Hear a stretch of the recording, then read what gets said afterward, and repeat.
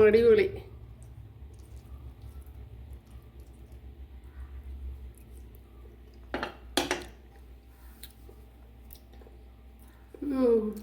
വീഡിയോയിലേക്ക് പോവാം.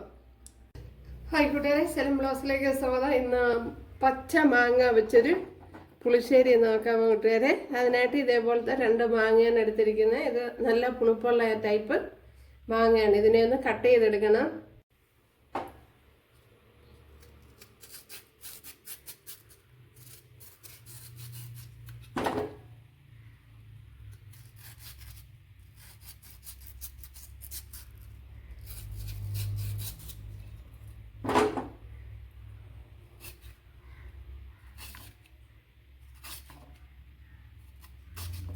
അപ്പോൾ ഇതേപോലെയാണ് ഞാൻ കട്ട് ചെയ്തെടുക്കുന്നത്. മാങ്ങ കണ്ടല്ല, ഇതേപോലെ അരിഞ്ഞെടുത്തുകൊണ്ട് വന്നിട്ടുണ്ട്.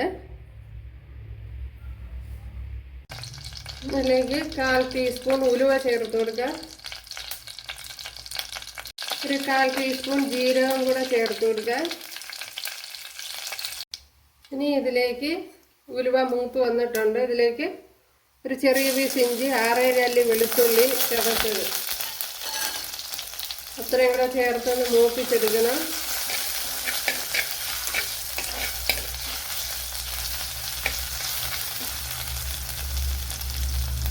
ഇനി ഇതിലേക്ക് ചെറിയൊരു സവാള ഇതേപോലെ കട്ട് ചെയ്ത് ചേർത്ത് കൊടുത്തിട്ടുണ്ട്.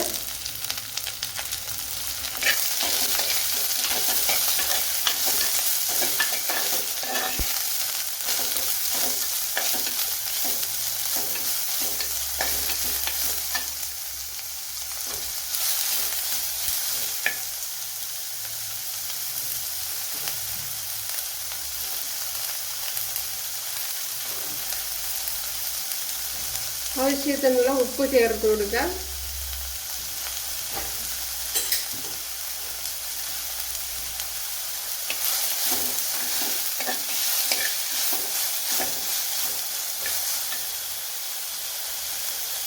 ശകലം കറി ലീവ്സ് കൂടെ ചേർത്ത് കൊടുക്കുക.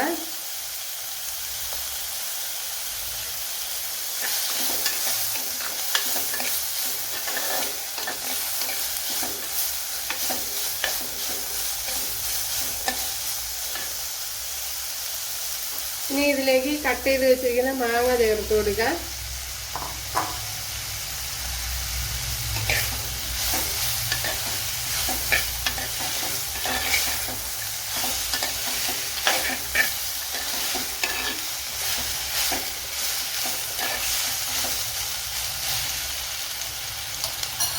ഇതിലേക്ക് വലിയൊരു തക്കാളിപ്പഴം ഇതേപോലെ എടുത്തിട്ടുണ്ട്, അത് ചേർത്ത് കൊടുക്കുക.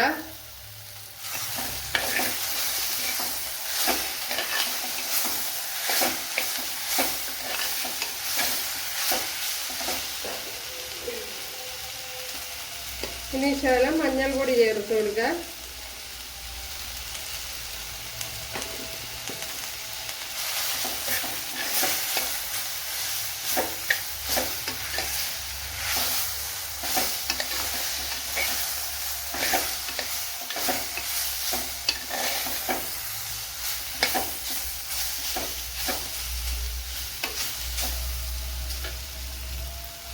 ഇതിലേക്ക് കുറച്ച് വെള്ളം ഒന്ന് ചേർത്ത് കൊടുക്കുക.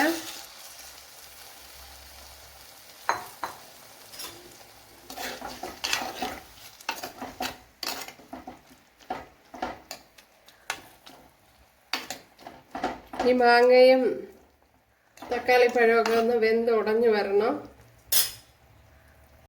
ഇതിലേക്ക് 1 ടീസ്പൂൺ എരിവില്ലാത്ത മുളക് പൊടി ചേർത്ത് കൊടുക്കുക.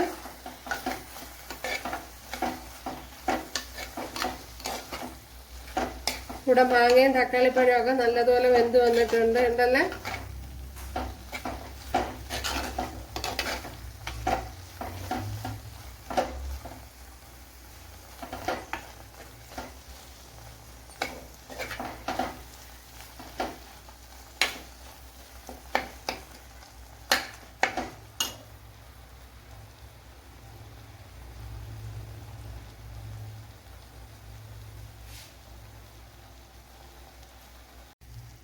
ഇപ്പം ഞാൻ തീ ഓഫ് ചെയ്തിട്ടുണ്ട്. ഇതിലേക്ക് നമ്മുടെ തൈര് കലക്കിയത് ചേർത്ത് കൊടുക്കാം.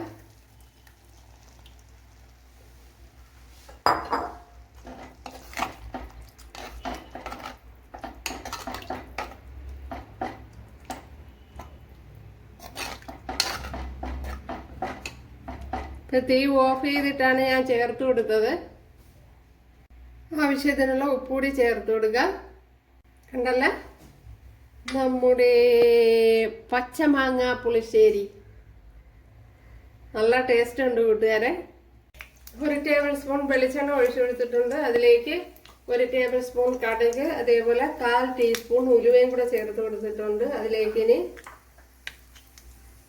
ശകലം ഉള്ളി കട്ട് ചെയ്ത് ചേർത്ത് കൊടുക്കുക.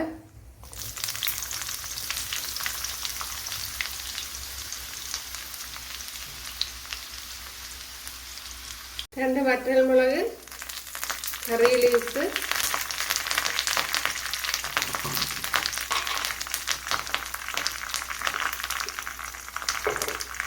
ഒരു ശകലം